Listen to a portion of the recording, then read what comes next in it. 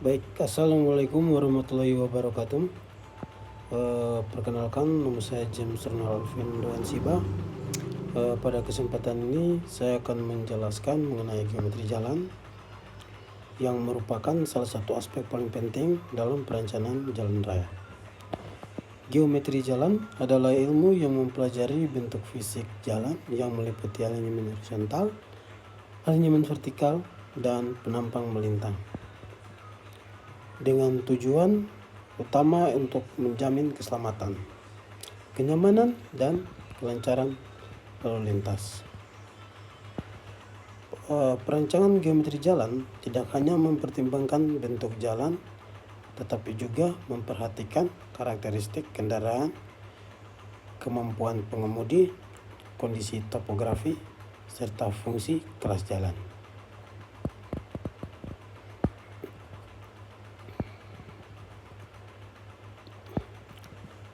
Fungsi dan klasifikasi jalan. Sebelum merencanakan geometri jalan, hal pertama yang harus ditentukan adalah fungsi jalan. Fungsi jalan, secara umum jalan dibagi menjadi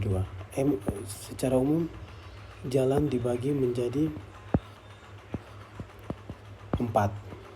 Yang pertama, jalan arteri yang melayani perjalanan jarak jauh dengan kecepatan tinggi. Kedua, jalan kolektor menghubungi jalan arteri dengan jalan lokal. Dan ketiga, jalan lokal yang melayani perjalanan jarak dekat. Keempat, jalan lingkungan melayani pergerakan di dalam kawasan permukiman. Fungsi jalan ini akan sangat mempengaruhi kecepatan rencana, lebar jalan, radius tikungan, dan jarak pandang. Untuk kelas jalan, selain fungsi, terdapat juga kelas jalan yang berkaitan dengan beban sumbu kendaraan, volume lalu lintas, dan jenis kendaraan yang melintas. Semakin tinggi kelas jalannya, maka standar geometrinya juga semakin ketat. Kecepatan rencana adalah maksimum yang direncanakan dapat ditempuh kendaraan secara aman pada kondisi jalan normal. Kecepatan rencana sangat terpengaruh terhadap radius tikungan, panjang lengkung, jarak pandang henti, dan superelevasi. Sebagai contoh jalan arteri, kecepatan rencana 60-100 km per jam, jalan kolektor 40-60 km per jam, jalan lokal 20-40 km per jam. Semakin besar kecepatan rencana, maka tikungan harus lebih landai, radius tikungan harus lebih besar, dan jarak pandang harus lebih panjang. Alinyemen horizontal. Pengertian alinyemen horizontal, yaitu alinyemen horizontal adalah bentuk teras jalan jika dilihat dari atas terdiri dari luas tangen dan tikungan kurve. Tujuan alinyemen horizontal adalah mengarahkan kendaraan dengan aman, menghindari perubahan arah yang mendadak, serta menyesuaikan dengan kondisi medan. Jenis tikungan horizontal yaitu tikungan full circle. Tikungan ini hanya terdiri dari lengkung lingkaran dengan radius tetap. Ciri-ciri sederhana, mudah direncanakan, tetapi kurang nyaman untuk kecepatan tinggi. Bisa hanya digunakan pada jalan dengan kecepatan rendah, daerah perkotaan, atau medan terbatas. Untuk tikungan spiral circle spiral atau SCS, tikungan ini terdiri dari spiral masuk, lengkung lingkaran, dan spiral keluar. Keunggulan SCS, perubahan gaya sentrifugal terjadi secara bertahap. Kendaraan lebih stabil, kenyamanan pengemudi lebih baik, jenis tikungan ini sangat dianjurkan untuk jalan dengan kecepatan menengah hingga tinggi, jalan antar kota, dan jalan dengan lalu lintas besar. Baik, untuk superelevasi adalah kemiringan melintang jalan pada tikungan. Tujuan superelevasi mengurangi gaya sentrifugal, mencegah kendaraan tergelincir, meningkatkan keselamatan. Nilai superelevasi maksimum biasanya 6-10%, tergantung standar dan kondisi wilayah. Jarak pandang. Untuk jarak pandang adalah jarak minimum yang harus tersedia agar pengemudi dapat melihat dan beraksi terhadap suatu kondisi di depan. Jarak pandang henti digunakan agar kendaraan dapat berhenti dengan aman jika terdapat hambatan. Jadi dipengaruhi oleh kecepatan kendaraan, waktu reaksi pengemudi, dan kondisi permukaan jalan. Jarak pandang mendahului digunakan pada jalan 2 lajur 2 arah agar kendaraan dapat menyalip dengan aman. Jika jarak pandang tidak memenuhi, risiko kecelakaan akan meningkat, terutama pada tikungan dan tanjakan. Alinyaman vertikal.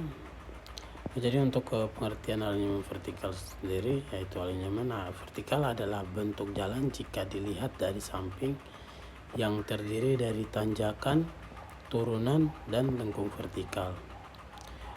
Tujuannya untuk menjaga kenyamanan berkendara, memastikan jarak pandang yang cukup, dan menyesuaikan dengan kondisi topografi.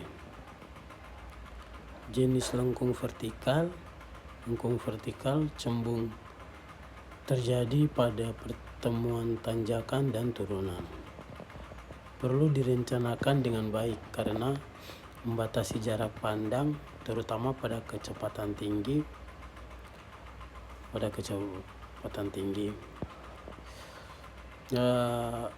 Lengkung vertikal cekung terjadi pada pertemuan turunan dan tanjakan. Biasanya dipengaruhi oleh kenyamanan, gaya sentrifugal vertikal, dan drainase. Untuk penampang melintang menunjukkan bagian-bagian jalan secara melintang, meliputi lajur lalu lintas, bahu jalan, median, saluran drainase. Lebar penampang ditentukan oleh jumlah lajur, fungsi lajur, volume lalu lintas. Dan untuk penampang yang baik akan meningkatkan keselamatan, memudahkan drainase, dan memperpanjang umur perkerasan.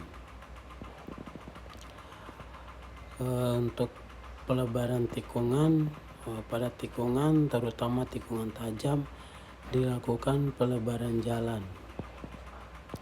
Tujuannya untuk memberi ruang kendaraan besar, menjaga roda kendaraan keluar jalur, meningkatkan keamanan saat menikung. Pelebaran ini sangat penting pada jalan pegunungan, jalan dengan kendaraan berat. Baik, yang berikut yaitu prinsip keselamatan dalam geometri jalan. Dalam perencanaan geometri jalan, keselamatan lalu lintas merupakan tujuan utama. Semua elemen geometri harus dirancang agar kesalahan pengemudi tidak langsung berujung kecelakaan fatal. Beberapa keselamatan dalam geometri jalan antara lain, yang pertama yaitu konsistensi desain. Artinya perubahan bentuk jalan tidak boleh terlalu mendadak. Contohnya perubahan radius tikungan harus bertahap. Terus perubahan kelandaian tidak ekstrim. Yang kedua yaitu keterbacaan jalan atau route. Pengemudi harus bisa jalan memprediksi kondisi jalan di depan hanya dengan melihat bentuk jalan. Ketiga, jalan harus memberi toleransi kesalahan, misalnya bahu jalan cukup lebar, lereng tidak terlalu curam, tidak ada hambatan berbahaya di tepi jalan. Jika prinsip ini diabaikan, maka meskipun jalan memenuhi standar teknis, risiko kecelakaan tetap tinggi. Hubungan geometri jalan dan lalu lintas. Geometri jalan sangat erat kaitannya dengan karakteristik arus lalu lintas. Pengaruh terhadap kecepatan jalan lurus dan landai, kendaraan cenderung melaju cepat. Jalan berkelok dan menanjak, kecepatan menurun. Jika geometri tidak sesuai, maka pengemudi akan melaju di luar kecepatan rencana, potensi kecelakaan meningkat. Baik untuk kapasitas jalan. Kapasitas jalan dipengaruhi oleh jumlah lajur, lebar lajur, kemiringan memanjang, dan radius tikungan.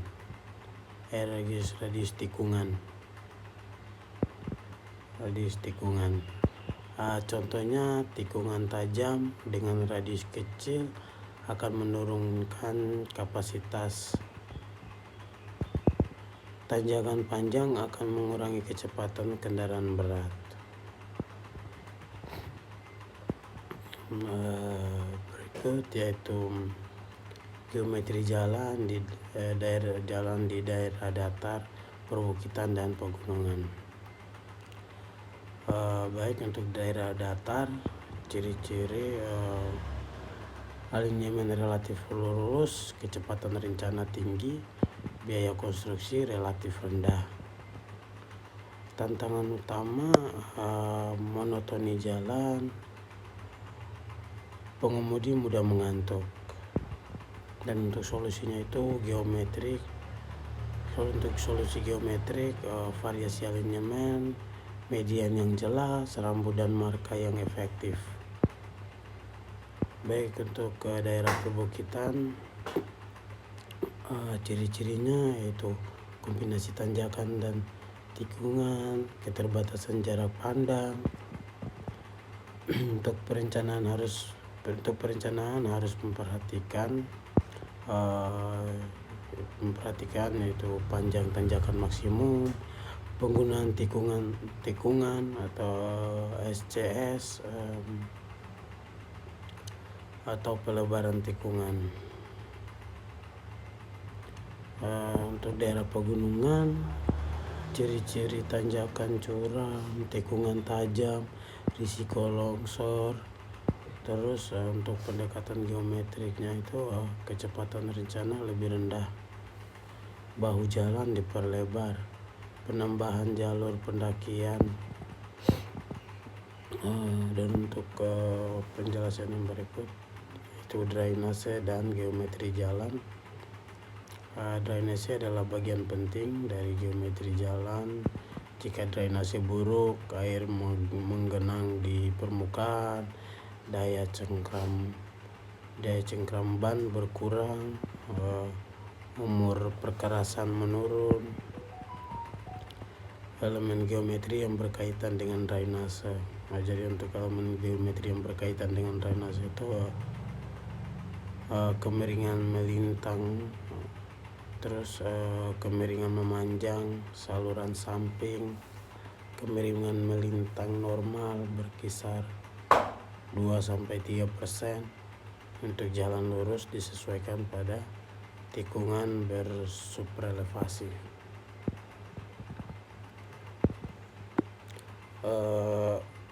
Baik, dan untuk koordinasi alignment horizontal dan vertikal, salah satu kesalahan desain yang sering terjadi adalah alignment horizontal dan vertikal dirancang secara terpisah. Padahal keduanya harus saling mendukung, tidak menimbulkan ilusi optik, tidak membahayakan pengemudi. Contoh kesalahannya itu tikungan horizontal tajam berada di puncak lengkung vertikal cembung, dan tanjakan panjang diikuti tikungan kecil. Dan untuk desain yang baiknya itu akan menyelaraskan tikungan horizontal dengan lengkung vertikal, meningkatkan keterbacaan jalan,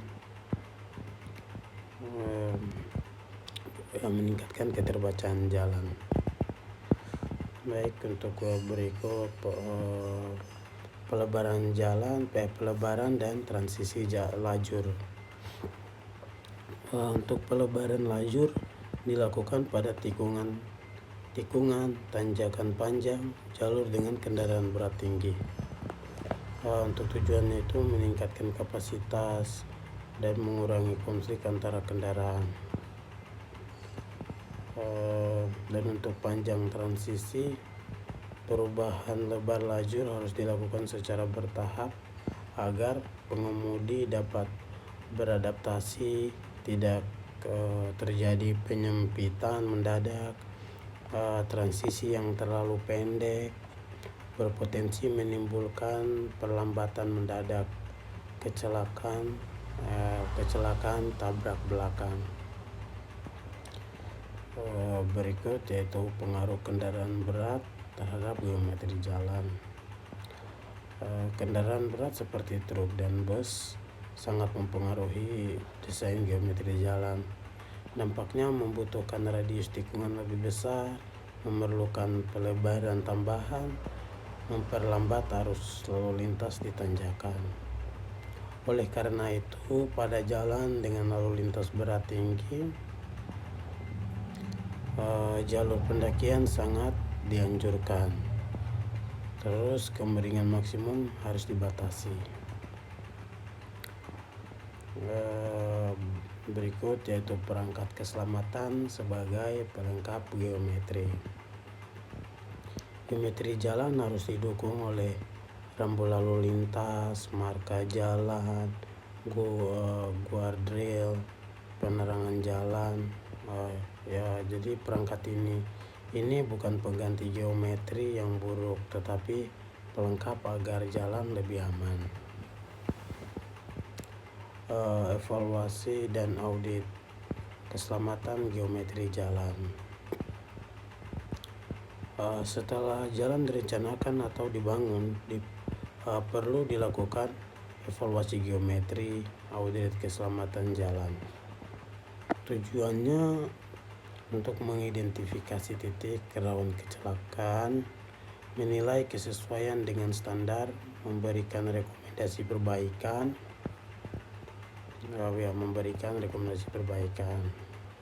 Baik, berikut yaitu geometri jalan dan perilaku pengemudi. Salah satu aspek penting yang sering kurang disadari dalam geometri jalan adalah hubungannya dengan perilaku pengemudi. Pada dasarnya pengemudi akan merespons apa yang mereka lihat dan rasakan dari bentuk jalan. Contohnya jalan lurus dan lebar, pengemudi cenderung meningkatkan kecepatan. Terus jalan sempit dan berkelok, pengemudi lebih berhati-hati biasanya. Oleh karena itu, geometri jalan dapat digunakan sebagai alat pengendali kecepatan alami tanpa harus selalu bergantung pada rambu. Desain yang tidak selaras dengan perilaku pengemudi dapat menyebabkan kecepatan berlebihan, salah satu persepsi tikungan, dan kecelakaan tunggal. Berikut yaitu konsistensi geometri jalan sepanjang tras. Konsistensi desain berarti tidak terjadi perubahan karakter jalan yang mendadak dan ketidakkonsistenan dapat berupa radius tikungan tiba-tiba mengecil, kelandaian berubah drastis, lebar lajur menyempit tanpa transisi. Dan dampaknya itu pengemudi terkejut, waktu reaksi tidak cukup, risiko kecelakaan meningkat. Oleh karena itu perencanaan harus menjaga agar kecepatan rencana antar segmen relatif seragam. Terus perubahan geometri dilakukan secara bertahap. Berikut geometri jalan pada kondisi khusus. Geometri jalan di daerah rawan bencana. Pada daerah rawan bencana, pada daerah rawan longsor, banjir, atau gempa, geometri jalan harus disesuaikan. Pendekatan geometri menghindari lereng curam, memperbesar jarak aman tepi jalan, menyediakan bahu darurat.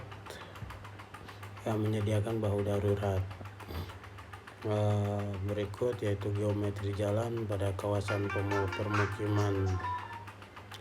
Di kawasan permukiman, tujuan utama bukan kecepatan, tetapi kenyamanan dan keterpaduan lingkungan. Ciri geometri kecepatan rencana rendah, radius tikungan kecil terkontrol, banyak elemen penenang lalu lintas. Berikut yaitu hubungan geometri jalan dan biaya konstruksi. Setiap keputusan geometri memiliki konsekuensi biaya. Contoh, radius besar, galian dan timbunan besar. Untuk kemiringan kecil, panjang jalan bertambah, dan trace lurus bisa memotong bukit atau lembah. Perencanaan harus mencari keseimbangan antara standar teknis dan efisiensi biaya. Geometri terbaik adalah aman, memenuhi standar, dan ekonomis secara keseluruhan. Berikut yaitu evaluasi geometri jalan existing. Geometri jalan tidak hanya direncanakan untuk jalan baru, tetapi juga dievaluasi pada jalan yang sudah ada. Langkah evaluasi: 1. Pengukuran kondisi existing. 2. Analisis kecepatan dan kecelakaan. 3. Pemeriksaan jarak pandang. 4. Identifikasi titik rawan kecelakaan. Untuk hasil evaluasi dapat berupa perbaikan tikungan, penambahan super elevasi, pelebaran lajur, atau perubahan rambu dan marka. Berikut yaitu geometri jalan dan keselamatan pengguna rentan. Geometri jalan dan keselamatan pengguna rentan. Pengguna jalan tidak hanya kendaraan bermotor, tetapi juga pejalan kaki, pesepeda, penyandang disabilitas. Dalam geometri jalan modern, aspek ini menjadi sangat penting. Pendekatan geometrik seperti trotoar yang cukup lebar, jalur sepeda terpisah, penyeberangan yang jelas, radius tikungan kecil di kawasan perkotaan untuk menurunkan kecepatan. Berikut yaitu integrasi geometri jalan dengan sistem transportasi. Geometri jalan harus terintegrasi dengan angkutan umum, terminal, dan kawasan aktivitas. Contohnya, geometri jalan harus mendukung bus berhenti dengan aman, radius tikungan harus sesuai kendaraan angkutan umum, penumpang harus menyediakan ruang halte. Tanpa integrasi, jalan akan berfungsi kurang optimal. Baik, berikut yaitu hubungan jalan dan kehausan kendaraan. Geometri jalan tidak hanya mempengaruhi keselamatan dan kelancaran lalu lintas, tetapi juga berdampak langsung pada kondisi umur kendaraan. Contohnya, tikungan dengan radius kecil, ban lebih cepat aus, super elevasi tidak optimal, beban roda tidak merata, dan permukaan jalan tidak rata, suspensi cepat rusak. Dengan geometri jalan yang baik, maka biaya operasional kendaraan menurun. Kenyamanan berkendara meningkat dan risiko kerusakan kendaraan dapat dikurangi.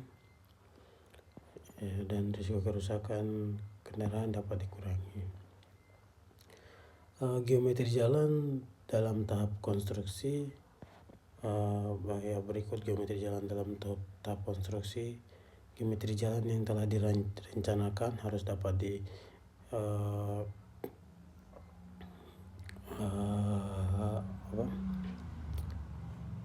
diterapkan dengan baik di lapangan. Tantangan pada tahap konstruksi, keterbatasan lahan. Tantangan pada tahap konstruksi itu ada keterbatasan lahan, kondisi tanah berbeda dari perencanaan, perubahan trust di lapangan. Oleh karena itu diperlukan pengawasan ketat, pengukuran ulang, dan penyesuaian minor tanpa melanggar standar geometri. Geometri yang baik adalah geometri yang realistis untuk dibangun. Geometri jalan pemeliharaan. Berikut geometri jalan pemeliharaan.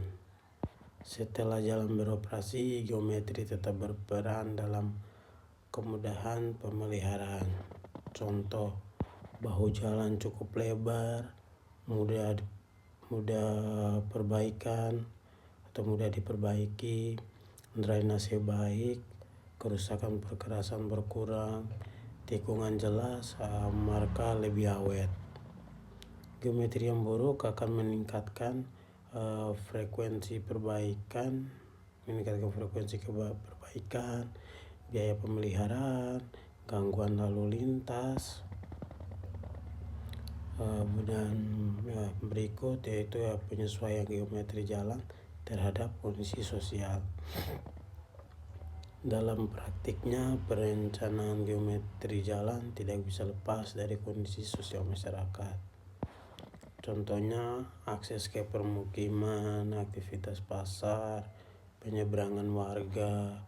Perencanaan harus menyesuaikan radius tikungan. Seperti radius tikungan, kecepatan rencana, dan penampang jalan agar tidak mengganggu aktivitas sosial.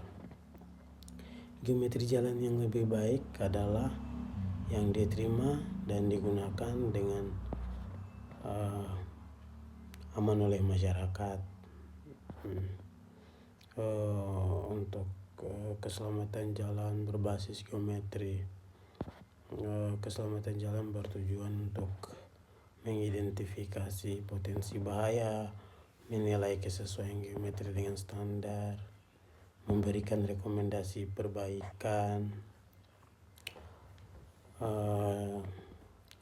dilakukan pada tahap perencanaan konstruksi dan jalan yang sudah beroperasi.